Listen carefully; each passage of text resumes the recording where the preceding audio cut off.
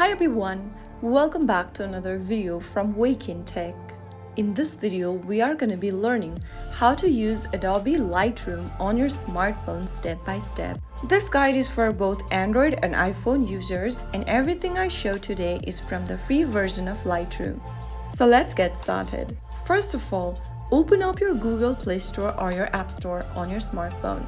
Also make sure that your device is connected to a stable internet, and then tap on the search icon at the bottom. Go to the search box at the top and type in Lightroom in the search bar. Look for this application from Adobe Inc. and tap on the Get or the Install button. Wait until the application gets installed, and once it does, tap on the Open button. You will now come across this welcome screen. The next step is to log into your account. You can continue logging in with Adobe account, Apple account, Google account, or with a Facebook account.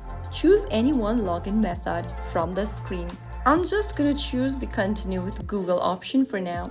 Follow through the on-screen instructions and sign into your chosen account using its credential. After typing in your correct credentials, follow through the login process correctly and you will be able to log into Lightroom with your chosen account. You can also go ahead and subscribe to Lightroom Premium immediately by choosing your yearly or monthly plan and clicking on the subscribe button. If you choose the yearly plan, then it will provide you with 7 days free trial. Click on subscribe and start free trial button and follow through the payment process.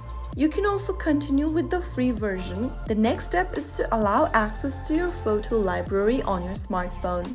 Now you can go ahead and choose a photo you want to edit from your device's camera roll and start the basic editing. So that's how you can easily use Lightroom as a beginner using your mobile devices. If you found the video helpful, don't forget to like, share and subscribe to the channel. I will be back again in the next episode. Thank you for watching.